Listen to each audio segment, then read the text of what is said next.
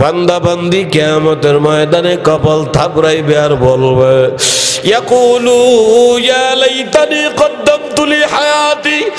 আহারে কত আলেমরা সোনা পাখি কইয়া বুঝাইলো, কত আলেমরা হাতে পায়ে দইরা বুঝাইছিল রে, আমি আমার হায়াতটারে কেন নষ্ট করে আসলাম রে। যদি আমার হায়াতটারে একটু কাজে লাগাই আসতাম, আজকে আমার এই ভয়ঙ্কর অবস্থা হইত না। মানুষজন কিয়ামতের ময়দানে মাওলারে ডাক দিয়া বলবে, মাবুদ গো, আমরা ভুল করে ফেলাইছি, আমাদেরকে আর একবার দুনিয়ায় পাঠাইয়া দাও। এইবার আমরা দুনিয়ায় যাইয়া তোমারে ছাড়া আর কিছু করব না। এ বাদালিয়ার কইতেটুকু ওই দিন কিয়ামতের ময়দানে কাঁদতে কাঁদতে চোখ দিয়া রক্ত বের কইরা ফেলাইবে। বাবারে আমার মাওলা ডাক দিয়া বলবে, কপাল ভরারা, আমি কি তোদেরকে দুনিয়ায় থাকতে জানাই নাই? আজকে কাঁদতে কাঁদতে যদি চোখ দিয়া রক্ত বাইর করে ফেলাও, বান্দারে আর সহজে দুনিয়ায় যাওয়া হবে না। আল্লাহ পাক বলে, যারা ইমানদার হবে তাদের গুণ হইল 5টা। জোরে কোন কয়টা? জোরে বলেন কয়টা? আরো জোরে। জোর হলো না? কেন বলাইতেছি বলেন পাখিরা? মিছিল কেন দেওয়াইলাম? আমার সাথে আপনারা বললেন মানে মনে থাকবে, মরার আগ পর্যন্ত মনে রাখবেন। আল্লাহ পাক রব্বুল আলামিন কয়, খালি দাবি করছো, জীবনে কোনোদিন ফিকির করো নাই আমি একজন ইমানদার। এই যে আমি নিজের ইমানদার দাবি করলাম, আমার মাওলার ইমানের খাতা লিস্টির মধ্যে আমার নাম আছে কিনা কোনোদিন ফিকির করলা না। আল্লাহ কয়, বান্দা বান্দিরা, ফিকির টেকের বাদ আমি মাওলা সূরা আনফালের শুরুতে একজন ইমানদারের 5টা গুণ আমি বর্ণনা করলাম। আল্লাহ পাক বলে, আমার যেই বান্দার ভিতরে এই 5 গুণ থাকবে, যেই বান্দা বান্দির ভিতরে এই 5 গুণ থাকবে, আল্লাহ কয় সে যদি জীবনে ভুলেও একবার নিজের ইমানদার দাবি না করে, আল্লাহ বলে এই 5 গুণ থাকার কারণে আমি আল্লাহ নিজেই তার ইমানের সার্টিফিকেট দিলাম, ইমানের সাক্ষী দিলাম। আল্লাহ কয়, উলাইকা হুমুল মুমিনুনা হাক্কা। এ যার ভিতরে এই 5 গুণ থাকবে, আমি আল্লাহ সাক্ষ্য দিই সত্যিকার অর্থে তুই ইমানদার। সুবহানাল্লাহ। গুণ কয়টা? কয়টা? কয়টা? কয়টা? হে আল্লাহ পাক বলে 5টা গুণ। যদি ইমানদার হইয়া আমি মাওলার কাছে আসতে চাও, 5 গুণে গুণান্বিত হয়ে যাও আমার বান্দারা। 1 নাম্বার কি? আমার মাওলা সূরা আনফালের মধ্যে ডাক দিয়া কয়, ইন্নাল মুমিনুনা আল্লাযীনা ইযা যুকিরাল্লাহু ওয়াজিলাত কুলুবুহুম। হে আমার বান্দা বান্দিরে, দুনিয়ার জমিনে যারা ইমানদার হবে তাদের 1 নাম্বার গুণ হবে, ইমানদার বান্দা বান্দি জিকির করতে করতে করতে করতে করতে করতে তাদের এমন একটা অবস্থা হবে, তাদের কলব হইয়া যাবে ওয়াজদওয়ালা কলব। এ বাবা, ওয়াজদওয়ালা কলব কারে কয়?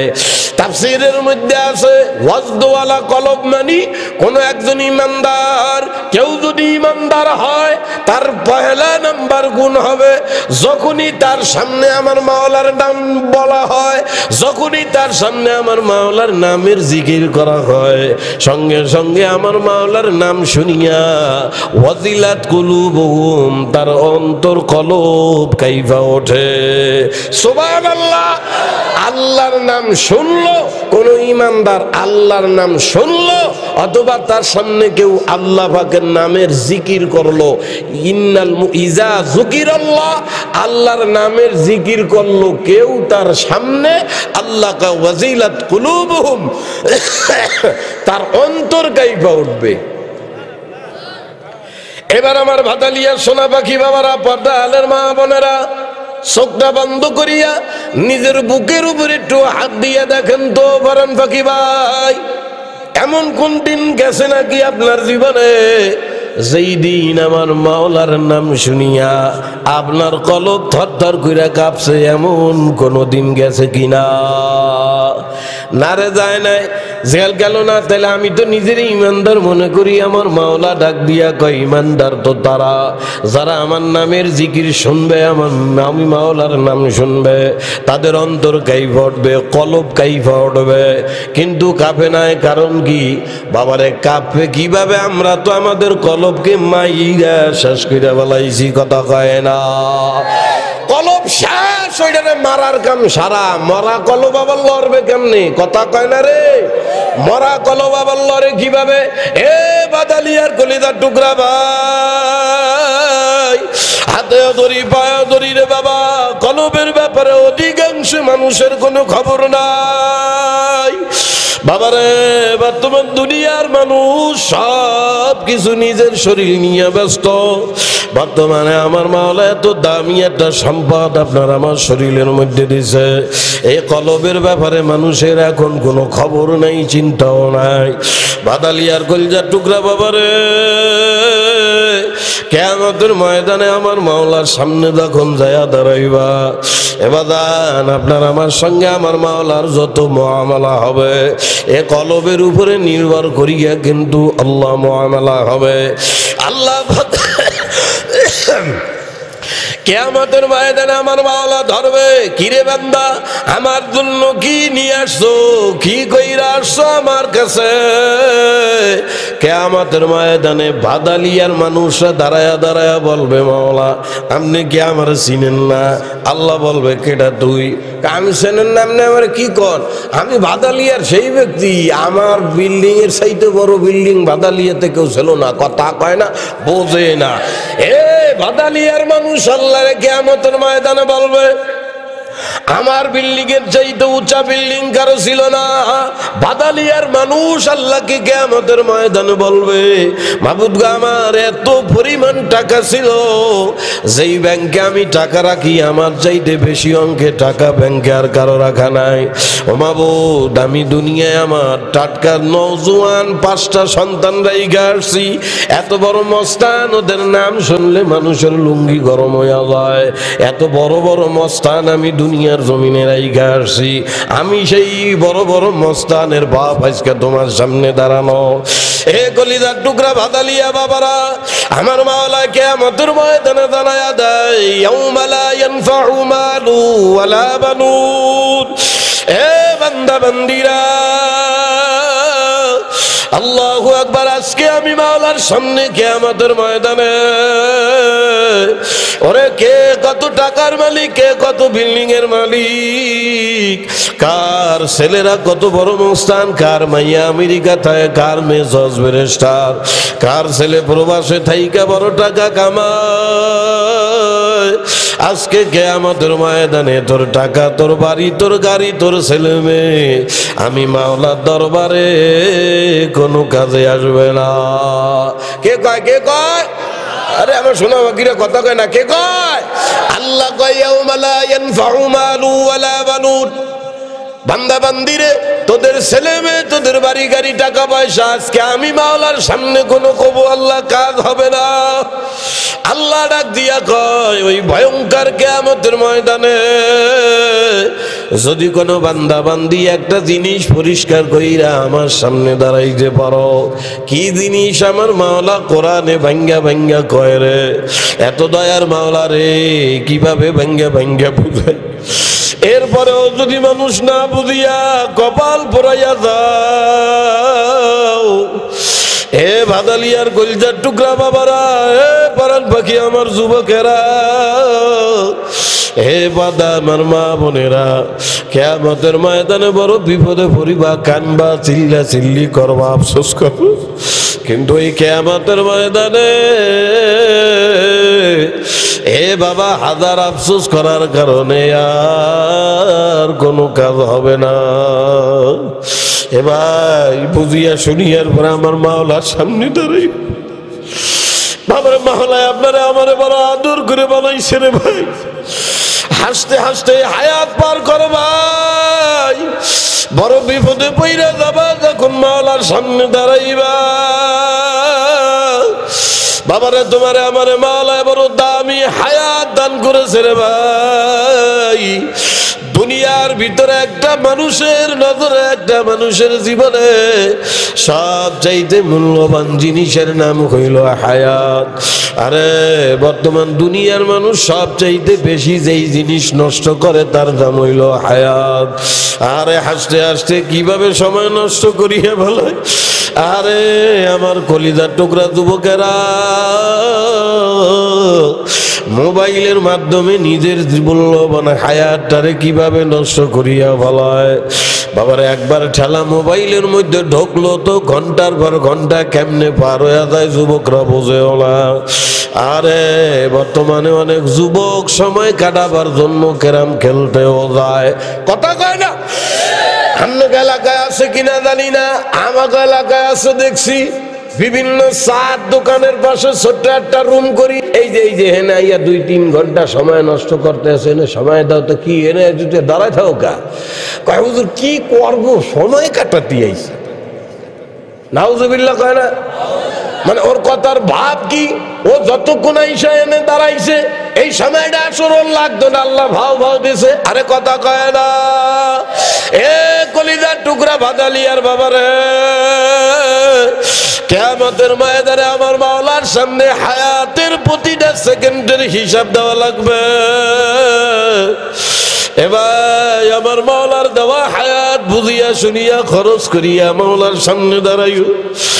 তোমার আমার মাওলায় দুনিয়ায় পরীক্ষা করার জন্য পাঠাইছে পরাণ পাখিরা, যেমনে খুশি তেমনে হায়াত নষ্ট করবা। কিয়ামতের ময়দানে বড় বিপদের মধ্যে পইরা যাবা আমার পরাণ পাখি বাবারা। বাবারা আল্লাহু আকবার। আমার মাওলা পাক ডাক দিয়া কয় ইন্না জাআলনা মা আলাল আরদি জিনাতাল্লাহা। এ বান্দা আমি তোদেরকে দুনিয়ায় লোভময় দুনিয়ায় পাঠাইছি বান্দারে। আমার দেওয়া লোভময় দুনিয়ার ভিতরে আমার দেওয়া হায়াত, আমার দেওয়া স্বাধীনতা পাইয়া যা মনে চায় করতেছো কর, করতে থাক। এখন আল্লাহ কয় আমি পাঠাইছি কিন্তু তোদেরকে পরীক্ষা করার জন্য।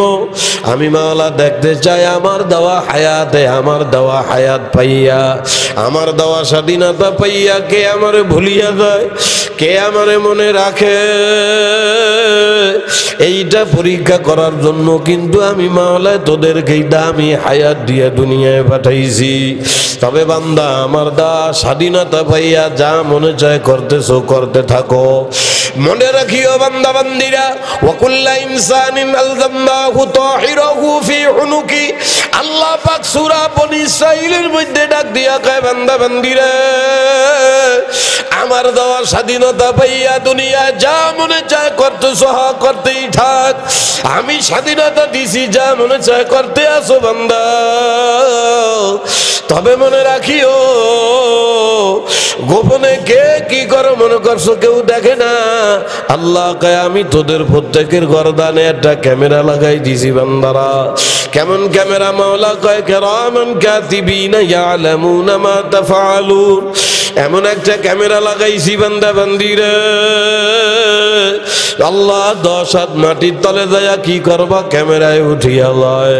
তোষকের তলে, কম্বলের তলে, বাথরুমে, ঘরের দরজা আটকাইয়া কে কি করো সব কিন্তু ওই ক্যামেরায় উঠিয়া লয়। আল্লাহ নুখরিজ লাহু ইয়াউমাল কিয়ামা।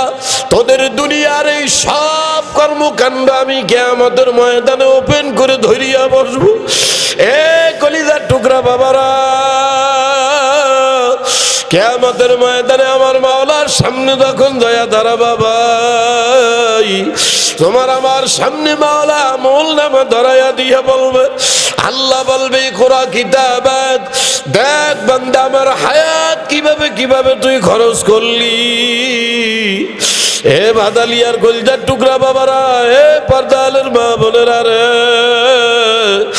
ওই দিন এই আমলনামা হাতে পাইয়া আরে গুনাহগুলা যখন নিজের চোখ দিয়া দেখবা, মোবাইলের মাধ্যমে কোন ছেলের সঙ্গে, ও যুবকেরা মোবাইলের মাধ্যমে কোন মেয়ের সঙ্গে কি করেছো, এগুলা যখন কিয়ামতের ময়দানে নিজের চোখে দেখবা, লজ্জার শরমে পাগল হয়ে যাবা ভাই। ওই দিন আল্লাহর সামনে দাঁড়াইয়া গুনাহগুলা যখন নিজের চোখ দিয়া দেখবা, মানুষজন আফসোস করতে করতে আমি এই কাম কেন করতে গেলাম, আফসোস করিয়া নিজের হাতের গোশত চাবায়া চাবায়া সিরিয়া ফেলাইবে। এ বাবা, ওই কিয়ামতের ময়দানে এমন ভয়ঙ্কর অবস্থা হবে, আমার মাওলা ডাক দিয়া বলবে কপাল পোড়ার, আজকে কিয়ামতের ময়দানে কাফা বিনাফসিকাল ইয়াউমা আলাইকা হাসিবা, আজকে কোন জজ উকিল ব্যারিস্টার লাগবে না রে, তুই জান্নাতি না জাহান্নামী এই হিসাব আজকে তুই নিজেই করতে পারবি। বাবারে মন তো যারা হায়াত নষ্ট করো, ওই দিন আফসোস করতে করতে পাগল পারা হইয়া যাবা আমার বাবারা, নিজের হাতের গোশত চাবাইতে চাবাইতে সিরিয়া ফেলাইবে। বাবারে এমনও পাওয়া যায় হাতে কোনো গোশত থাকবে না, কিন্তু মানুষজনের আফসোস মিটবে না রে, মানুষজন আবার নিজের পায়ের গোশত ধরিয়া কামড়াইতে থাকবে। এ বাবা, শুধু কি আমার মাওলার সামনে দাঁড়াইবে তুই? আমার মাওলা কোরআনে ডাক দিয়া সাবধান করে বান্দা বান্দি, ওই কিয়ামতের ময়দানে ভয়ঙ্কর দিনে ওয়াজিআ ইয়াউমাইযিন বিজাহান্নাম, আল্লাহ ডাক দিয়া কয় কিয়ামতের ময়দানে আমি মাওলা জাহান্নাম কেমন ভয়ানক করিয়া তোদের সামনে আনবো। এ বাবা, ওই কিয়ামতের ময়দানে জাহান্নামের চেহারা এমন বিভীষিকাময় হয়ে যাইবে বাবা, একদিকে আমার মাওলা আরেকদিকে ওই জাহান্নাম, এইটা দেখে মানুষ অস্থির হইয়া দাপাদাপি শুরু করবে। আমার নবী ডাক দিয়া কয় হে আমার উম্মতেরা সাবধান, ওই কিয়ামতের ময়দানে জাহান্নামের চেহারা এমন ভয়ানক হবে, জাহান্নামের গায়ে আমার মাওলা 70,000 শিকল লাগাইয়া দেবে, এক একটা শিকল 70,000 ফেরেশতারা ধইরা টানবে। ফের আল্লাহ জাহান্নাম বারবার তোমার আমার দিকে কপাল ফোড়া বান্দা বান্দির দিকে আসতে থাকবে। এ বাবার, এরপরে আমার মাওলা ডাক দিয়া কয় জাহান্নামের ফেরেশতারা এদিকে আয় আয়, আমি এদেরকে কত আদর করে দুনিয়ায় বানাইছিলাম, এই কপাল পরার দুনিয়ায় থেকে আমার চিনল না, আমিও আজকে ওদেরকে ভুলিয়া গেলাম, ওদেরকে আমি আজকে আর মনে রাখলাম না। আল্লাহ পাক ডাক দিয়া বলবে ধর কপাল পোড়া গুলারে ধর, যারা দুনিয়ায় থেকে আমার চিনে না, এই কপাল পোড়া গুলারে ধরিয়া জাহান্নামের দিকে নিয়ে। এ ভাদালিয়ার কলিজার টুকরা বাবারা, এ পর্দালের মা বোনেরা, আমার মাওলার হুকুম পাইয়া ফেরেশতারা মহিলাদের চুলের খোফা ধরিয়া তোমার আমার পায়ের গোলালি ধরিয়া জাহান্নামের দিকে টানতে টানতে নিয়ে যাইবে। বাবারে, যেই রাস্তা দিয়া জাহান্নামের দিকে তোমারে আমারে টানতে টানতে নিবে, ওই রাস্তার মধ্যে এক আঙ্গুল বরাবর ভয়ালো ধারালো কাঁটা থাকবে রে ভাই, ওই কাঁটায় কিয়ামতের ময়দানে তোমার আমার শরীর চিরিয়া ফারিয়া ভাঙা ভাঙা হইয়া যাইবে। এ বাবারে, কেমনে সহ্য করবা? ওই দিন ওই আযাব সহ্য করতে না পারিয়া বান্দা বান্দি কিয়ামতের ময়দানে কপাল থাপড়াইবে আর বলবে ইয়াকুলু ইয়া লাইতানি কদ্দামতু লি হায়াতি। আহারে, কত আলেমরা সোনা পাখি কয়া বুঝাইল, কত আলেমরা হাতে পায়ে দইরা বুঝাইছিল রে, আমি আমার হায়াতটারে কেন নষ্ট করে আসলাম রে, যদি আমার হায়াতটারে একটু কাজে লাগাই আসতাম আজকে আমার এই ভয়ঙ্কর অবস্থা হইতো না। মানুষজন কিয়ামতের ময়দানে মাওলারে ডাক দিয়া বলবে মাবুদ গো, আমরা ভুল করে ফেলাইছি, আমাদেরকে আর একবার দুনিয়ায় পাঠাইয়া দাও, এইবার আমরা দুনিয়ায় যাইয়া তোমারে ছাড়া আর কিছু করব না। এ বাদালিয়ার কইতেটুকু ওই দিন কিয়ামতের ময়দানে কাঁদতে কাঁদতে চোখ দিয়া রক্ত বের কইরা ফেলাইবে। বাবারে, আমার মাওলা ডাক দিয়া বলবে কপাল পোড়ারা, আমি কি তোদেরকে দুনিয়ায় থাকতে জানাই নাই? আজকে কাঁদতে কাঁদতে যদি চোখ দিয়াও রক্ত বাইর করে ফেলাও বান্দারে, আর সহজে দুনিয়ায় যাওয়া হবে না। ও বাদালিয়ার কলিজা টুকরা বাবারা, হাত দড়ি পায় দড়ি বুঝিয়া শুনিয়া মাওলার কবরে যাই। কত ধরনের মাওলা আমার মাওলারে তুই কই দৌড়াইয়া হায়াত নষ্ট করো, এমন ভাবে মাওলা কোরআনের মধ্যে বুঝায়, কততে বুঝবো না ভাই। আল্লাহ ডাক দিয়া কাবাল তুসিরুনাল হায়াতাদ দুনিয়া, আমার মাওলা সূরা আলার ভিতরে ডাক দিয়া কে বান্দা বান্দি সাবধান, আমার দেওয়া এই দামি হায়াত দুনিয়ার লোভ লালসার পিছনে দিয়া খরচ করিও না, কারণ এই হায়াত যদি একবার শেষ হইয়া যায় রে বান্দা বান্দি রে, আর জীবনে কোনো দিন ফিরিয়া পাবা না। কিন্তু মানুষের কোনো খবর নেই, হাসতে হাসতে কিভাবে হায়াত নষ্ট করে রে। এই জন্য বাবা হায়াতের কদর করো, আমার মাওলার দেওয়া জিনিস কলব পরিষ্কার কইরা মাওলার দরবারে যাও। এ বাবার আমার মাওলা ডাক দিয়া কয়, কিয়ামতের ময়দানে আমার দ্বারে বাড়ি গাড়ি টাকা পয়সা কোনো কাজে আসবে না। কে কয়? কে কয়? আরে কথা কয় না, কে কয়? আল্লাহ কয়, ইয়াউমা লা ইয়ানফাউ মালু ওয়ালা বানুন, আজকে আমি মাওলার দরবারে তোর বাড়ি গাড়ি টাকা পয়সা কোনো কাজে আসবে না। তবে বান্দা বান্দিরা যদি কিয়ামতের ময়দানে আমার হায়াতকে কাজে লাগাইয়া আমি তোর 3.5 হাত বডির ভিতরে হীরামণি মুক্তার মতো একটা দামি জিনিস দিছিলাম। কি দামি জিনিস? নবী ডাক দিয়া, হাদিসের মধ্যে নবী ডাক দিয়া কয় ওয়াহুয়া আলাল কলব, ওই জিনিসের নাম হইল কলব। এত বড় দামি জিনিস একটা কলব হইল তার নাম। এই কলব কত বড় দামি। এ বাদালিয়ার ভাই, বাদালিয়ার কোনো একটা ছেলে, কোনো একটা মেয়ে অথবা কোনো একজন মানুষ তার এই কলবটাকে যদি দুনিয়া থেকে ঘুরাইয়া আমার মাওলার দিকে দিয়া দেয়, তার কলবের মুখটা দুনিয়ার থেকে ঘুরাইয়া যদি আমার মাওলার দিকে দিয়া দেয়, এই বান্দা বান্দির কত দাম আমার মাওলার দরবারে জানো ভাই? কত দাম? কয় যদি কোনো এলাকার মানুষে কেউ 4 আনা দামও না দেয়, যদি তারে কেউ পাশে বসার সুযোগও না দেয়, হইতে পারে সে মেথর, হইতে পারে ভ্যানওয়ালা, রিক্সাওয়ালা, হইতে পারে জনমের কালা, একেবারে কুৎসিত, তার দেখতে মোটে ভালোই লাগে না। আল্লাহ পাকের ওলিরা কয়, কিন্তু কলব নামক জিনিসটারে যদি তুই দুনিয়ার থেকে ঘুরাইয়া আমার দিকে দিতে পারো, হয়তো তোর এলাকার কেউ 4 আনারও দাম দেয় না বান্দা বান্দি। ওই কলবের মুখ আমি মাওলার দিকে দেওয়ার কারণে আমি মাওলার কাছে তোর দাম লক্ষ জিবরাইলের চাইতে বেশি হইয়া যায়। লক্ষ জিবরাইলের চাইতে তোর দাম আমার দিকে বেশি, যদি কলবের মুখ দুনিয়াতে ঘুরাইয়া তুই আমার দিকে দাও। এ বান্দা, এলাকায় তোরে কেউ দাম দেয় না, দিতে নাই, দিতে পারে স্বাভাবিক, কারণ দুনিয়ার মানুষের কাছে মানুষের দাম চেহারা দিয়া, টাহা দিয়া, ক্ষমতা দিয়া। কথা কয় না, কথা কয় না, কথা কয়। মানুষ পাগল কি জন্য হয়? ভালো চেহারা, ফাটাফাটি চেহারার একটা মাইয়া দেখছে লাইন দিয়া বলারা, এটারে বিয়ে করাই লাগবে। আরে কথা কয় না কা? পাগল হয়ে যায় যুবকেরা। ভালো চেহারার কোন যুবক যদি দেখে, ওরে বাবা নায়কের মতো দেখা যায়, মাইয়ারা লাইন লাগায়, আরে তার সঙ্গে আল্লাহু আকবার প্রেম করার জন্য। আরে কলিজা ফাটিয়া যায় দুঃখে। আমাদের দেশের বর্তমান মেয়েদের কি অবস্থা রে!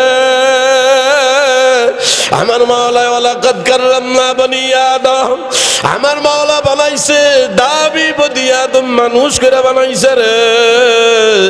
এই কলবটা মাইয়ারা ফসাইতে ফসাইতে ফসাইতে বর্তমান সমাজের মাইয়াদের চরিত্র শিয়াল, কুত্তা, জানোয়ারের চাইতে খারাপ হয়ে গেছে। কথা কয় না, কথা কন শুনে পাখিরা, কথা কন। শিয়াল কুকুরের চরিত্র যা, তার চাইতে নিম্ন স্তরে চলে গেছে বর্তমান সমাজের মাইয়াগো। মাইয়ারা মানে এবার খেপে আমার উপরে, হুজুরে কোয়ান্তে আনলো রে বাবারে। খেপো আর দায়ী করে, দেখেন নাই মাত্র 2 দিন আগে ঢাকা শহরে পাকিস্তানের কোন জায়গাতে যেন একটা শিল্পী নিয়ে আইছে, আর মাইয়ারা রে ল্যান্ডা হইয়া প্রকাশ্যে পোলাদের লাগে গলাগলি ঢলাঢলি করতে করতে শেষ। কথা কয় না, শেষ হয়ে গেল। এত ঢলাঢলি কোনো কুত্তায় যায়, কুত্তার লাগে করে না, কথা কয় না কা, কথা কয় না কা, কি পরিমাণ শেষ করে বেলাইল রে।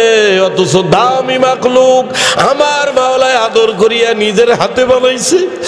আর এই কপাল পোড়া গুলারা দুনিয়ার নাজ নিয়ামত, দুনিয়ার চাকচিক্য পাইয়া নিজেরে কিভাবে জাহান্নামের জন্য প্রস্তুত করে রে। আপনারে আমারে মাওলায় জাহান্নামের লেইগা বানায় নাই, জান্নাতের লেইগা বানাইছে। কিন্তু কপাল পোড়ারা নফসের ধোঁকায় পড়িয়া কলব নষ্ট করিয়া জাহান্নামের দিকে চইলা যায়। এই জন্য বাবা, কলব যার যত পরিষ্কার, মানুষ তারে দাম দিক আর না দিক, তার দাম আমার মাওলার দরবারে বেশি।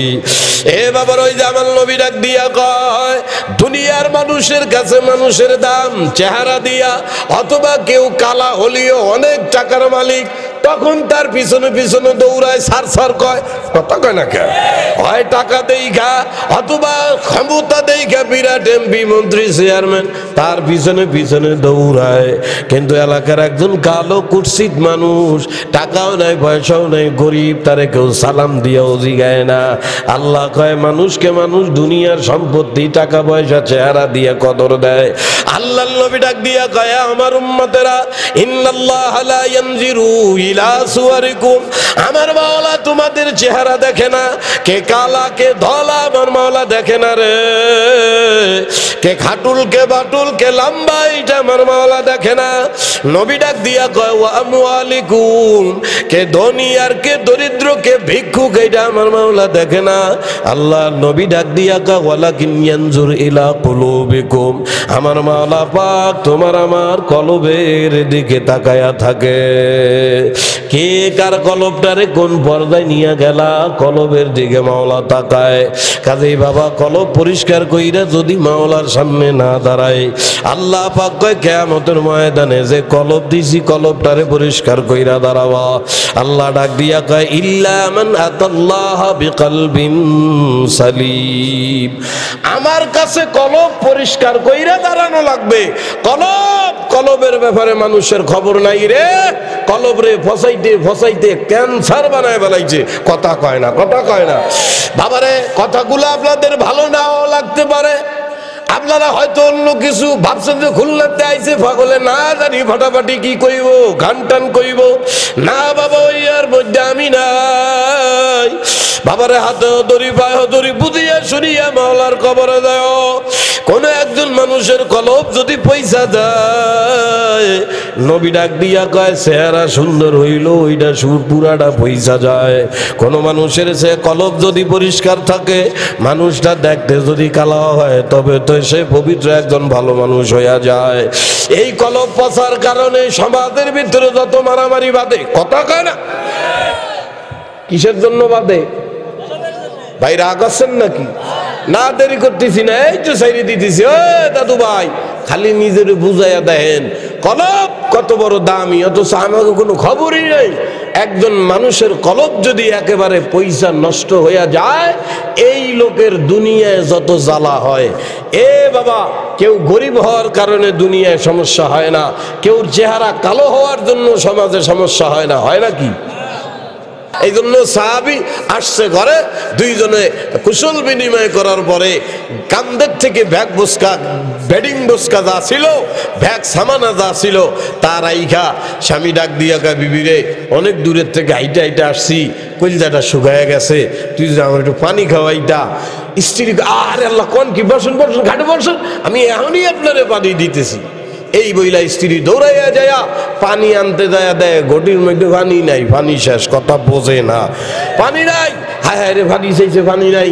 তাড়াতাড়ি পানির ঘটিটা, ঘটি পর্যন্ত আপনারা কি কর, ঘটি জগ বালতি যা বোঝেন বুঝলিও এক কান, ওইটা আইনেই কয়, স্বামী গো, আরে আল্লাহ, ঘরে পানি নাই, একটু খেয়াল করি নাই, আপনি ক্লান্ত হয়ে আসছেন, তৃষ্ণায় আপনার কলিজা শুকায় গেছে, পানি নাই স্বামী, আপনি একটু বহেন, আমি এই যাবো আর আসবো, আমি পানি নিয়ে আসি। এ বাদালিয়া সোনা পাখিরা, এইটা এই জামানা, সেইটা এই জামানা ছিল না যে মোটর চাপ দেবে আর পানি পড়বে। ওই জামানায় ছিল কুয়া, দড়ি বালতির সাথে দড়ি আর বালতি এক জায়গা কইরা এরপরে পানি উঠানো লাগতো, সময়ও লাগতো, কষ্ট হইতো তেমন। এ যাইয়া ঘর থেকে বাহির হইয়া সেই কুয়ার কাছে যাইয়া পানি উঠাইতেছে, এর মধ্যে ভালো একটা টাইম চলে গেছে। স্ত্রীর পানি আনতে আনতে মেলা দূর থেকে যুদ্ধ করে আসছে, হাইটা হাইটা আসছে, ক্লান্ত হয়ে গেছে, খাটের উপরে বসছে, ওই বসা বসা অবস্থায় এক জায়গায় কাইট হইয়া স্বামী ঘুমায়া পড়ছে। কথা বোঝে না, ক্লান্ত শরীর না। এই যে আসতেছিলাম গাড়ির মধ্যে বইছি, কোন ভাগে দেই চলে আইছি, আমি ঘুমায় গেছিলাম, বোঝেন নাই? শরীর ক্লান্ত, ঘুমায় পড়ে। ক্লান্ত শরীর হইলে জেনে পায় হেনে জিমটি আয়।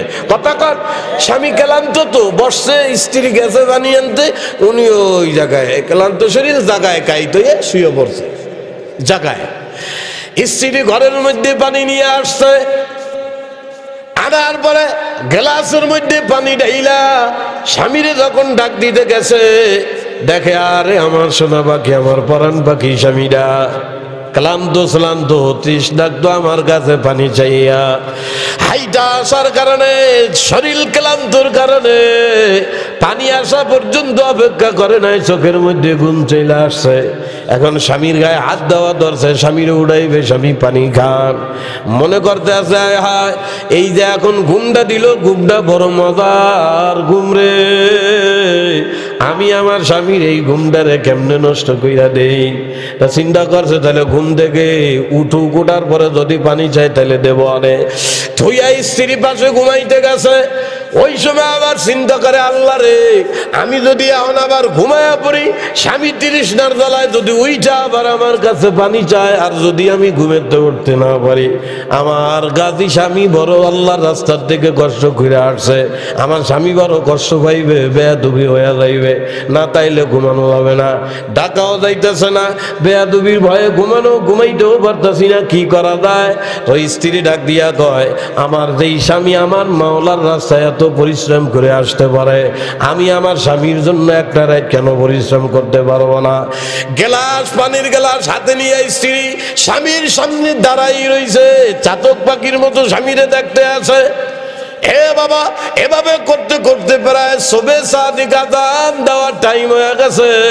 এমন সময় স্বামী ঘুমের থেকে যখন কাইট ফিরতে গেছে, বসতে আছে না মনে হয়, ঘুমের মধ্যে নড়াচড়া করে না, এই কাইট থেকে ওই কাঠ দিতে যায়, হঠাৎ ঘুমটা ভেঙে গেছে, অমনি চোখ ফিরছে। স্বামী মনে করছে, এর দ্বারে পানি চাইছিলাম, এই কেবল মনে হয় পানি এই না আমারে দিল।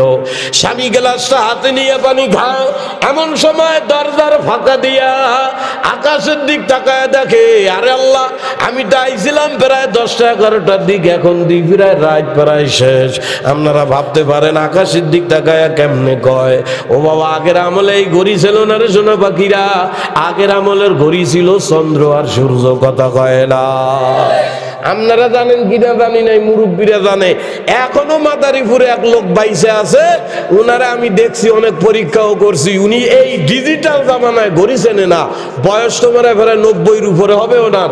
উনি এখনো মসজিদে আজান দেয়, এই সূর্যের আলো দেখে জোহর আসরের আজান দেয়। বোঝে না। আমি একদিন ওনারা পরীক্ষা করছি, আর ঠিক দুপুরের টাইমে এক কাঠি, একটা লাঠি পুইতে দিয়ে জিগাইছি, দাদা কন্দিহান কত বাজে? আরে আল্লাহ, আমি আশ্চর্য হয়ে গেলাম, সে ওই কাঠি বা লাঠির ছায়া মাইফা আমারে যা কইলো, বেশিতে বেশি ভাই 15 মিনিট কম হইছে। বোঝে না, বুঝতেছে না কথা, কিন্তু একবারে 15 থেকে 15-20 মিনিট এরকম আকপাস হয়েছে, কিন্তু ভুল হয় নাই। আগের আমলের মানুষ এই চন্দ্র সূর্যর নড়াচড়া, সূর্যের ছায়া দেখে দেখে মানুষ সময় কইতে পারতো। এখনো 2-1 বাইচে আছে, আমাকে তো আইগে গেলেও পারতাম না জীবনে, কথা কয় না, বোঝে না। তো স্বামী দরজার বাহিরের থেকে আকাশের দিকে তাকাইয়া পানি খাইয়া দেখে স্ত্রীর চোখ দুইটা বড় লাল। স্বামী হাত ধইরা কয়, বিবি রে, কামটা কি করলি? স্ত্রীর ভয়, আল্লাহ কয় কি আমি কি করছি, আবার বেয়াদবি করে ফলাইলাম নাকি? স্ত্রীর হাত ধইরা ডাক দিয়া কয়, বিবি, পানি চাইলাম সেই রাত্রে, আমি তো তালে ঘুমায়া পড়ছি রে, তুই কামটা করলি কি? তুই সারা রাত আমার জন্য পানি নিয়ে দাঁড়ায় থাকলি কেন বিবি? বড় ক্লান্ত হইয়া গেলি, তোর চোখ লাল হইয়া গেছে, এখনই তো ফজরের আযান দেবে, ফজরের নামাজ পড়া লাগবে। বিবি, আমি ঘুমায় পড়ছি, ঠিক আছে, আমারে কেন ডাক দিলি না? স্ত্রীর হাত ধরে কয়, ও স্বামী গো, আপনি যেই মজার ঘুম দিচ্ছিলেন, আপনার ঘুমটা বড় মজার হচ্ছিল, আমার মনটায় মানে নাই যে আমি আপনার মজার ঘুমটা নষ্ট করিয়া বলাই। স্বামী ডাক দিয়া কয়, তাইলে তুমি পাশে ঘুমায় গেলে না কে? ও স্বামী, ভয়তে ঘুমাই নাই, আপনি যদি আবার তৃষ্ণার জ্বালায় উঠিয়া যান, আমারে আবার পানি চান, যদি পানি না দেই বেয়াদবি হইয়া যাবে। স্বামী এই ব্যবহার পাইয়া কি পরিমাণ খুশি হয়েছে, মারাত্মক খুশি। স্ত্রীর হাত ধইরা স্বামী বসাইয়া কয়, বিবি রে, যেই ব্যবহার আজকে তুই আমার সঙ্গে করলি, আমার অন্তর বড় খুশি হয়ে গেছে। বিবি রে, যা, আমি আজকে তোরে একটা সুযোগ দিলাম, আজকের এই খুশির উসিলায় তুই আমার কাছে এই মুহূর্তে যা চাবি। আমি ওয়াদা করতেছি, কোনো মুমিন মুসলমান ওয়াদা ভাঙতে পারে না। আমি আজকে ওয়াদা করলাম, এই মুহূর্তে তুই আমার কাছে যা চাবি আমি তোরে তাই দিয়া দেব। স্ত্রী শুই না খুশির চালা হাত ধরে কয়, সত্যি ওয়াদা করতেছেন? কয়, হ্যাঁ ওয়াদা করতেছি। কয়, তাইলে এক কাম করেন, আমি মেলা দিন ধরে এই সুযোগটা খুঁজতেছি, আপনি আমার কবে অফারটা দেন? সুযোগটা মোটে পাচ্ছি না, এক কাজ করেন, আপনি আমার তালাক দিয়ে দেন। হাসেন কে? কথা কি বুঝতেছেন নাকি? কি বউ চাইবো কি আর চাইছে কি? শুই নেই, স্বামী জায়গায় অটো হয়ে গেছে।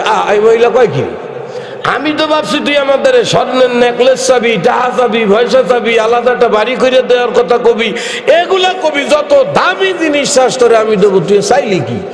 না, আপনি চাইতে কইছেন, আমার যা চাওয়ার আমি চাইছি, আমি সুযোগ আরো বড় আগেই খুঁজতেছিলাম, তাই আমি আজকে পাইছি। এখন যদি আপনি ওয়াদা রক্ষা না করেন, আপনি মুনাফিক হয়ে যাবেন, আমার কিছু করার নাই, আমার চাওয়ার কাম চাইছি, আমি দেবেন না দেবেন আপনার ব্যাপার। বেটা পড়ছে বিপদে, হাত ধইরা ডাক দিয়া চোখের বাড়ি বালায়া কয়, বিবিরে, তুই আমার কাছে তাইলে তালাক চাওয়ার মানে হইল তোর যোগ্য স্বামী হওয়ার যোগ্যতা মনে হয় আমার নাই। স্ত্রী ডাক দিয়া কয়, নাউযু বিল্লাহ, এ স্বামী ভুলে হয়ে কথা বলবেন না।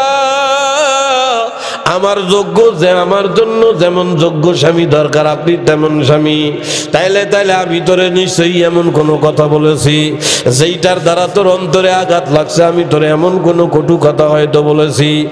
স্ত্রী ডাক দিয়া কয়, না স্বামী গো, দীর্ঘ 3-4 বছরের সংসারে আপনি এমন কোনো কথা আমাকে বলেন নাই যে কথার দ্বারা আমার আত্মমর্যাদা নষ্ট হয়, আমি কষ্ট পাই, এমন কোনো কথা ব্যবহার আপনি আমার সঙ্গে করেন নাই।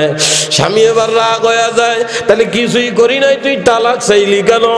স্ত্রী ডাক দিয়া কয়, বলতে পারবো না, আপনি ওয়াদা করেছেন দিবেন, আমি চাওয়ার কাম চাইছি, দেবেন না দেবেন এখন আপনার ব্যবহার। স্বামী বেচারা বড় বিপদে পড়ে গেল। যেই স্ত্রী স্বামীর সাথে এমন ব্যবহার করে, এই স্ত্রীর মানুষ কেমনে তালাক দিয়ে দেবে, বড় বিপদে পড়া যায়। এমন সময় স্ত্রীর হাত ধইরা কয়, বিবি, চাইছো দিব, সমস্যা নাই, তবে তোমার এত সারার মতো সাহস আমার ভিতরে নাই। তবে বিবি, ওয়াদা যখন করছি ওয়াদা রক্ষা করব, তবে আসো তুমি আর আমি একটা পরামর্শ করি, দেখি এই পরামর্শ অনুযায়ী তোমার আমার উপকার হয় কিনা। স্ত্রী ডাক দিয়া কয়, কি পরামর্শ করবেন? ডাক দিয়া কয়, এ বিবি রে, ফজরের সময় হয়ে গেছে, চলো দুইজনে ফজরের নামাজ পড়িয়া তাসবিহ তাহলিল আদায় করিয়া সকালের নাস্তা খাইয়া দুইজনে হাঁটতে হাঁটতে আল্লাহর নবীর দরবারে যাই, যাইয়া তোমার আমার কথা নবীর সামনে পেশ করি। আল্লাহর নবী যে ফয়সালা দেবে ওই ফয়সালা আমি মানবো, তুমি রাজি কিনা?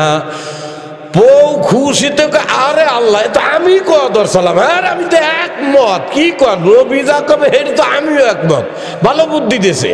সুবহানাল্লাহ কয় না? যেমন কইছে ঠিক সকালবেলা ফজরের নামাজ পড়িয়া তাসবিহ তাহলিল করিয়া দুইজনে নাস্তা করিয়া একজন আরেকজনের হাত ধরিয়া ঘর থেকে যখন নবীর দরবারে বাইরে হওয়ার জন্য পা বাড়ায়, এ বাবা হাঁটতে হাঁটতে যখন যাইবে, এমন সময় দরজার ওই যে চৌকাঠ কয়, যে কোনো অসতর্কতা বশত ওই দরজার থেকে বাহিরে, ঘর থেকে বাইর হওয়ার সময় স্বামী চিত হইয়া পইরা যায়। এ বাবা, আগের আমলের ঘর পাহাড়ের উপরে, পাথরের উপরে টুপরে থাকার কারণে যেমনে হোক পইরা যাওয়ার কারণে স্বামীর এই পায়ের কাছে আঘাত লাইগা ফাইরা গল গল করিয়া রক্ত বাইর হওয়া শুরু হয়ে গেছে। যাচ্ছে নবীর দ্বারে পইরা যাইয়া পা ভাইরা ধমধম করে রক্ত বাইর হওয়া শুরু হয়ে গেছে। স্ত্রী দেখে আর আল্লাহ কি সর্বনাশ, কিভাবে রক্ত বাইর হইতেছে। শাড়ির আঁচল ছিঁড়া স্বামীর পা বাইন্ধে দিতেছে। বাইন্ধে দিয়া কয় তাড়াতাড়ি ঘরে চলেন, এটারে ভালো করে ব্যান্ডেজ করতে হবে। স্বামী কয় না, ঘরেই যাব না, তুই আমার কইলে যে আগুন ধরাই দিলি, এ আগে নিবে এলোই। তারপরে কয় আগুন ধরা ধরিবাদ আগে ঘরে যান, এটার চিকিৎসা করা লাগবে। কয় ঘরে যাবো না, যাবো নবীর দ্বারে। কয় নবীর দ্বারে এখন যাওয়া লাগবে না, পরে যাইয়েন। কয় না আমি যাবোই, তুই চল নবীর দ্বারে। কয় না স্বামী আমার নবীর দ্বারে যাওয়ার দরকার নেই, আমার যা দরকার আমি তা কয়ে গেছি। সুবহানাল্লাহ কয় না, বোঝে না স্বামী। তো এনে আবার অস্থিরে বিড়ি কয় কিরে পাগল হয়ে গেছে, তালাকের লেগা জামুন নবীর দ্বারে। এখন কয় যাওয়া লাগবে না, যার জন্য চাইছি তা পাইছি। পাইছি মানে কি পাইছি? এ স্বামীরে জোর করে ধইরা ঘরের মধ্যে বসায়া কয় আমি আপনার কাছে তালাক চাইছিলাম এক কারণে, আমি এখন কারণ পাইছি, আমার আর তালাক টালাক লাগতেছে না, নবীর দ্বারা যাওয়া লাগবে না, আপনার এটা চিকিৎসা করতে হবে। স্বামী তো এবার খেয়েই তোরে আজকে খাইছি, তুই যদি ভাঙ্গে করে ভাঙ্গে চুরে না কও তোরে শেষ করে দেবো। এই তুই তালাক চাইলি কা, এখন নবীর কাছে যাচ্ছি, তুই যাবি না কা? স্ত্রী ডাক দিয়া কয় হে বিবি, হে আমার কলিজার টুকরা স্বামী, আমি আপনার ঘরে আসার পর থেকে আজও পর্যন্ত কোনোদিন ঘরে অভাব দেখি নাই।